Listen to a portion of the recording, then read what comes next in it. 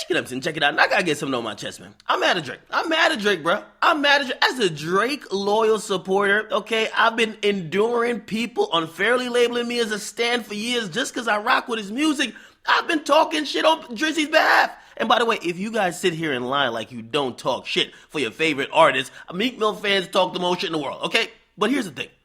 When we talk shit for an artist, man, and it means anybody, we're talking shit because we think that artist's gonna back it up. So when we were believing all this tough shit Drake was talking, that all these rappers fear him and basically he could load a gun with every bullet and nobody's gonna fucking fire a shot, and then he gets bodied by Pusha T? Yes, we look stupid. I can't even claim Drake until Scorpion drops. Then I'll be back. But still, man, until then, man, it's a no-fly zone for Drake over here, okay? Anyway, Aubrey has decided to bow out the beef with Pusha T. Won't respond. Okay, won't respond. Basically, he pushed the T, except he just didn't want the results. Now, he got exposed as a Bayfather, this and third, but some of the things that has came out afterwards, and his silence is showing that L's will roll in until you defend yourself, and Jay Prince can't do all the defending for you. Now, a person from his past who had issues with him before is now coming back to say, remember I ghost wrote for Aubrey too, and I'm talking about Rappin Forte. You might not know him, he's a old school rapper. However, when Drake did the song with YG called Who Do You Love, Drake basically rapped his entire verse. Go back and watch it. There's many videos on YouTube of how Drake rapped Rappin Forte's verse. Now, a lot of people said, is that biting or paying homage? A lot of people said, okay, he's paying homage, but he didn't pay the guy. And if you rap my whole verse, nigga, you better cut me a check.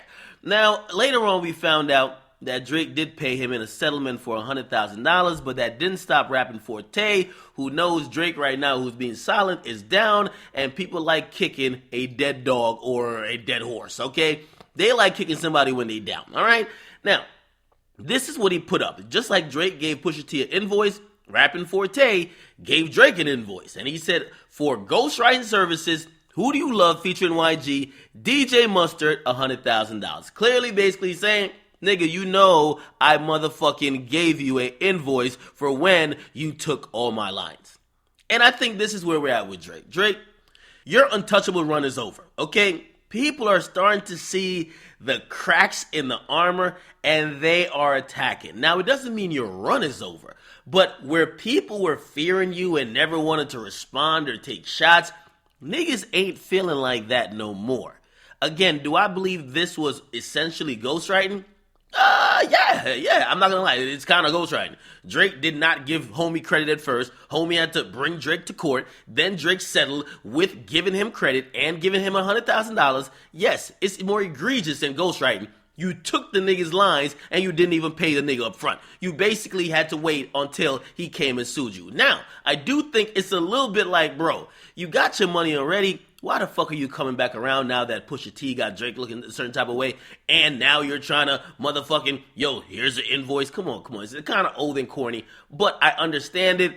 Drake, until you speak up, until you use your own mouth instead of using Jay Prince to be the buffer for you and your emotions, you're going to look crazy and you're going to look like you're taking L's. What do y'all think about this? Rappin Forte submits a invoice for basically writing a whole verse of Drake's Who Do You Love verse. And if you've never heard Rappin Forte's verse, it was on a song called Players Club, okay? And his verse went like this. I got a hoe named Real to Real. She got a buddy named SB12. Now you know the deal. We gets freaky in the studio late night. That's why the beat that you sounded coming real tight. Something to roll to. Something to stroll to. If you was a player in the game, this will hold you. More money for the bankroll. Stick to the script. Don't let it slip in the 94. A lot of fools putting salt in the game to where these women get the notion that they running the game. And basically you could tell that's essentially what Drake said. Okay? So again, it's really up to interpretation, but if we've been saying Drake never had a ghostwriter, that's essentially ghostwriting. Didn't get a nigga credit. Okay, the nigga had to sue. Okay, and maybe you could say everybody knew where the verse was from, but come on, nigga. He had to sue to get his credit and his money. You guys be the judge, getting comments, but you guys like them, subscribe.